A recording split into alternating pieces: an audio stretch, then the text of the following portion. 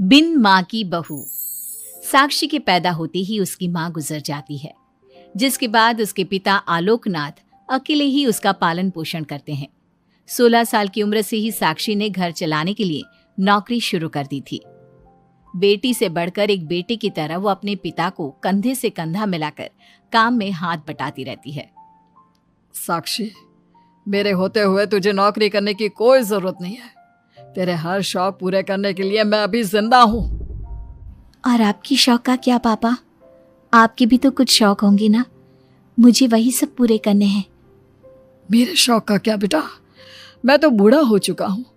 मेरे शौक तो तेरी माँ के साथ ही कब के मर चुके हैं। अब तो सिर्फ एक ही सपना है मेरा कि जल्दी से किसी अच्छे लड़के को देखकर तेरी शादी करा दूं। क्या पापा, आपकी हर बात मेरी शादी पर आकर ही क्यों अटक जाती है? अगर मैं चली गई तो आपका ख्याल कौन रखेगा? इसलिए मैं आपको छोड़कर कहीं नहीं जाऊंगी। अरे बेटा, एक ना एक दिन हर लड़के को जाना ही पड़ता है। तुझे भी जाना तो होगा ही। अपने पिता की बातों से निराश होकर साक्षी अपने रूम में चली जाती है। पिता से दूर होने के ख्याल से ही वो फूट फूट कर रोने लगती है। कुछ दिनों के बाद, आलोकनाथ जी, हमारी नजर में एक लड़का है। उसके पास बंगला, कार, सब कुछ है। सुना है करोड़पति लोग हैं वो। आप कहे तो आपकी बेटी के लिए बात करूं?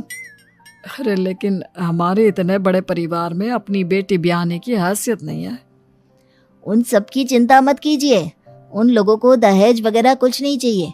वो लोग तो सिर्फ अपने परिवार के लिए गुणी और संस्कारों से परिपूर्ण बहू चाहते हैं। अगर ऐसी बात है तो आप उन लोगों से मेरी बेटी के बारे में बात कीजिए। मेरी बेटी में वो सभी गुण हैं जो वो अपने परिवार की बहू के लिए चाहते हैं। इस तरह वो साक्षी का रिश्ता लेकर अर्जुन नाम की लड़की के परिवार के पास जाता है। साक्षी की फोटो देखकर लड़के वाले उसे झट से पसंद कर लेते हैं, जिसके बाद अर्जुन के परिवार वाले साक्षी को देखने उसके घर पहुंचते हैं। आलोकनाथ जी, हमें तो आपकी लड़की फोटो में ही पसंद आ गई, और फिर भाई साहब ने आपकी लड़की की तारीफ भी बहुत की है। अब तो बस आप हमें उससे मिलवा ही दीजिए।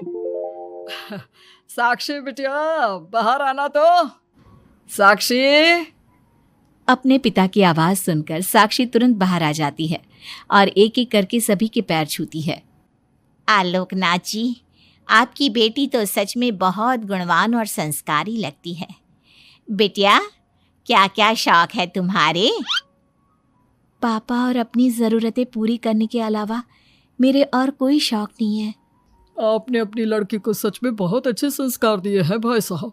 इसे अपने घर की बहू बनाना तो हमारे लिए सौभाग्य की बात होगी।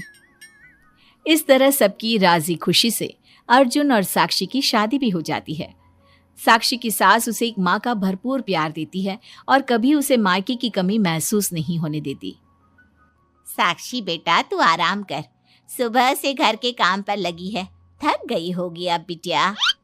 नहीं माँ, मैं ठीक हूँ, आप चिंता मत कीजिए। मैंने कहा ना, अपने रूम में जाकर आराम कर। अरे काम की टेंशन मत ले।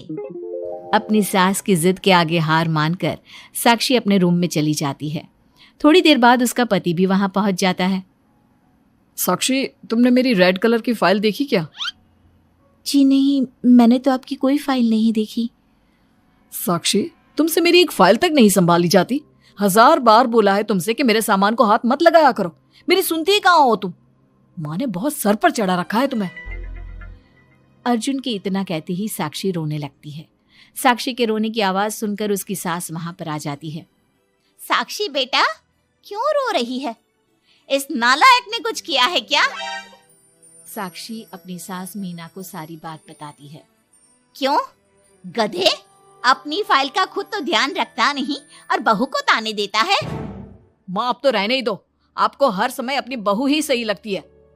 सही लगती नहीं, सही है मेरी बहू। माँ समझाइए ना इन्हें, ये हर समय मुझ पर गुस्सा करते रहते हैं। खबरदार अर्जुन, जो आज के बाद तूने मेरी बहू के साथ ऐसा बर्ताव किया तो मुझसे बुरा कोई नहीं होगा। अपनी माँ की डांट सुनकर अर्जुन वहां से चला जाता है। बहू, अगर दोबारा ये तुम्हें ऐसा कुछ कहे तो तुम मुझे आकर फौरन बोल देना। मैं हमेशा तुम्हारे साथ खड़ी रहूंगी बेटा। माँ, आप सच में बहुत अच्छी हो। मुझे बचपन से लेकर आज तक कभी एक माँ का प्यार नहीं मिला, लेकिन जब से आप मुझे मिली हैं तब से मुझे माँ की कमी कभी महसूस नहीं हुई। अरे पगली, मैं भी तो तेरी माँ ही हूँ, और मेरे होते हुए अब तुझे कभी अपनी माँ की कमी महसूस नहीं होगी। एक दिन, साक्षी, अब मैं तंग आ चुका हूँ तुमसे। भगवान के लिए मुझसे दूर रहा करो। अब मुझे ना चिढ़ होने लगी है तुमसे। अर्जुन, ये क्या तरीका है अपनी पत्नी से बात करने का? माँ प्लीज, आप रोज रोज इसकी पैरवी करने मत आया कीजिए। अरे क्या हुआ, सुबह सुबह तमाशा क्यों लगा रखा है? पापा, आपको पता है इस साक्षी की वजह से मेरा लैपटॉप खराब हो गया है। ऑफिस का पूरा डाटा इसी में था, और देखिए ना, इसने उसमें चाय गिरा दी। अब मैं अपने बॉस को क्या जवाब दूंगा? माँ मेरा यकीन कीजिए, मैंने जानबूझकर चाय नहीं गिराई। मैं तो इन्हें दे रही थी चाय, लेकिन इन्होंने ही ठीक से नहीं पकड़ी। अच्छा, तब इसमें भी मेरी ही गलती है। वाह साक्षी वाह। अर्जुन, तू बहू पर इतना क्यों भड़क रहा है? अब जो हो गया सो हो गया। सुन लेना ऑफिस में थोड़ी सी डांट। अब अपनी बीवी के लिए इतना तो कर ही सकता है ना तू। मैं आपके लिए दूसरा लैपटॉप ले आऊंगी, आप परेशान मत होइए। कोई जरूरत नहीं है उसकी, मैं खुद ले लूंगा। मेहरबानी करके अब मेरे सामान से दूर रहना। इतना कहकर अर्जुन वहां से चला जाता है, जिसके बाद साक्षी फूट फूट कर रोने लगती है। चुप हो जा बेटा, उसकी बातों का बुरा मत माना कर। अरे वो तो पागल है। मीना के इतना कहते ही साक्षी उसे कसकर गले लगा लेती है। माँ, आप नहीं होती तो मेरा क्या होता? मैं बहुत भाग्यशाली हूँ जो भगवान ने मुझे सास के रूप में मेरी माँ लौटा दी है।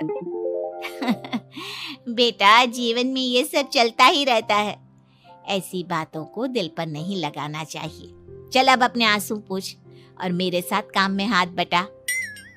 इतना बोलते ही मीना रसोई की तरफ चल देती है। साक्षी भी अपनी सास के पीछे चल देती है और सभी बातों को भूलते हुए खुशी खुशी काम पर लग जाती है। मन ही मन साक्षी अपनी सास को हर जन्म में अपनी माँ के रूप में मांगने के लिए भगवान से प्रार्थना करती रहती है। ऐसे ही दिन बीतते रहते हैं। मीना हर समय ढाल बनकर अपनी बहू के लिए खड़ी रहती। तभी एक दिन पड़ोसी, मीना, तूने अपने बेटे के लिए यह कैसी बहू चुनी है जिसकी माँ उसके पैदा होते ही गुजर गई? अरे ये तो कुलक्षणी है। ऐसों के घर का तो पानी भी नहीं पीना चाहिए, और तूने उस घर से लड़की चुन ली। ये सब फालतू बातें हैं, ऐसा कुछ नहीं होता। मीना, तूने उस बिन माँ की बहू को बहुत सर पर चढ़ा कर रखा है। अभी भी वक्त है, संभाल ले उसे। कहीं ऐसा ना हो कि तेरे हाथों से फिसल जाए तेरी बहू। ये तुम लोग क्या बोल रही हो?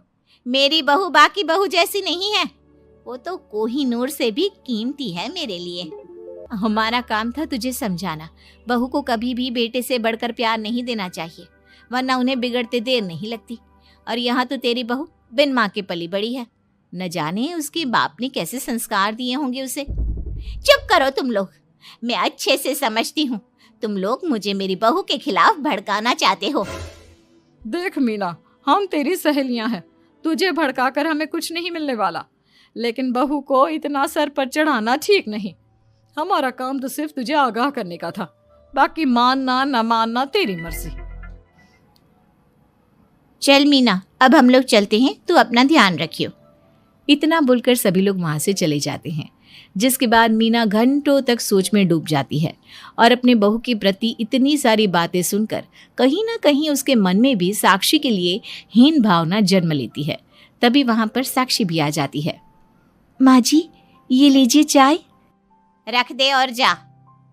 क्या हुआ माँ जी, आप कुछ उखड़ी उखड़ी सी लग रही हैं। कहाँ ना जाए यहाँ से, एक बार में तुझे सुनाई नहीं देता क्या? अपनी सास का बदला सा व्यवहार देख साक्षी तुरंत वहां से चली जाती है। अगले दिन, बहू, बहू, कहाँ चली गई? साक्षी! जी माँ जी। ये क्या, घर इतना गंदा कैसे हो रखा है? कभी हाथ पैर भी मार लिया कर इधर उधर, वैसे तो सारा दिन घर में नाचती रहती है। मैं अभी पूरा घर अच्छे से साफ कर देती हूँ माँ जी। एक हाथ में झाड़ू और दूसरे हाथ में बाल्टी लिए साक्षी चुपचाप घर के कामों में लग जाती है। शाम में, साक्षी, ऑफिस में मेरी कल बहुत जरूरी मीटिंग है, मेरे कुछ कपड़े प्रेस कर दो, मुझे कल जल्दी निकलना है। जी अभी कर देती हूँ।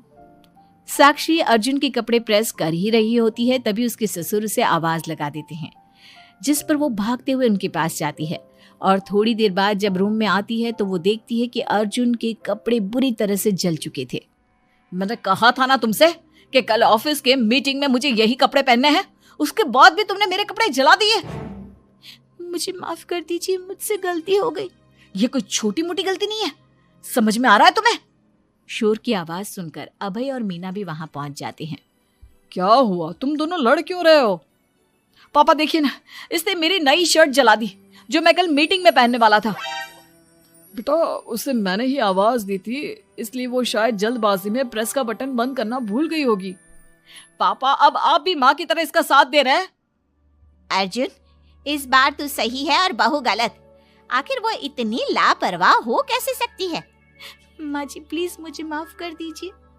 अब तुम्हारी सजा ये है कि अभी और इसी वक्त तुम मेरे बेटे के लिए हूबहू ऐसी ही शर्ट ढूंढ कर ले आओ। जाओ। तुम्हारा दिमाग खराब हो गया है क्या? इस समय कहाँ जाएगी हमारी बहू? और अब तो सारी दुकानें भी बंद होने वाली होंगी।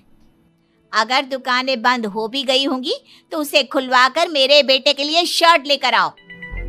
माँ रहने दीजिए, इन सब की कोई जरूरत नहीं है। पापा ठीक कह रहे हैं, इस समय कहाँ जाएगी ये? मैं कोई दूसरा शर्ट पहन लेता हूँ। मैंने जो कह दिया सो कह दिया। अब गलती इसने की है तो सुधारना भी इसे ही पड़ेगा। जाकर शर्ट लेकर आओ। मीना की बातें सुनकर साक्षी रोते हुए वहां से चली जाती है और रात के 10 बजे तक पति के लिए दुकानों पर जाकर कपड़े ढूंढती रहती है।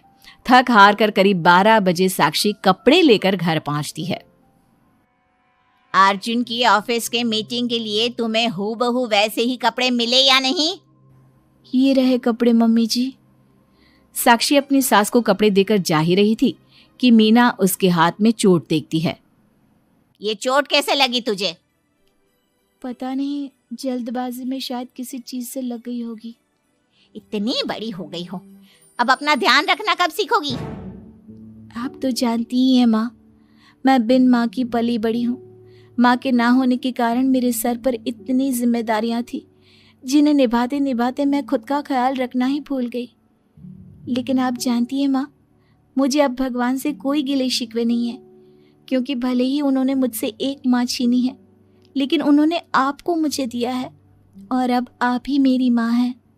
इतना कहकर साक्षी माँ से चली जाती है।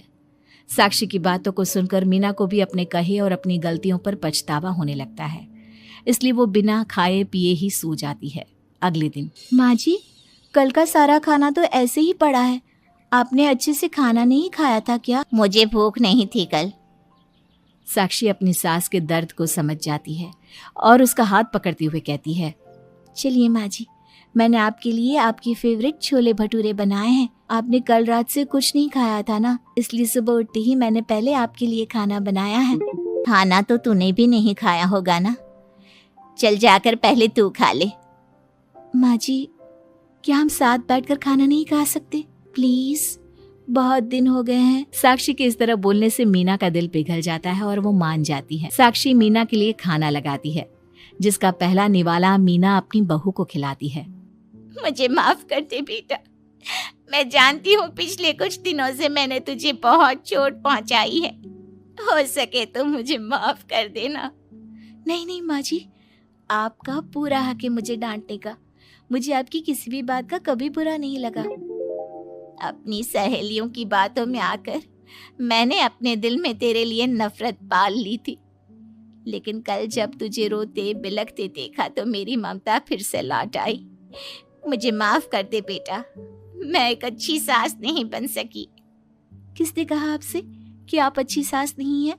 आप तो वर्ल्ड की बेस्ट सास हो, और सच कहूं उससे भी बढ़कर बेस्ट बेस्ट बेस्ट बेस्ट मेरी माँ हो आप। इतना कहकर साक्षी अपनी सास को गले लगा लेती है और उसके बाद दोनों पहले की ही तरह हंसी खुशी साथ रहने लगते हैं।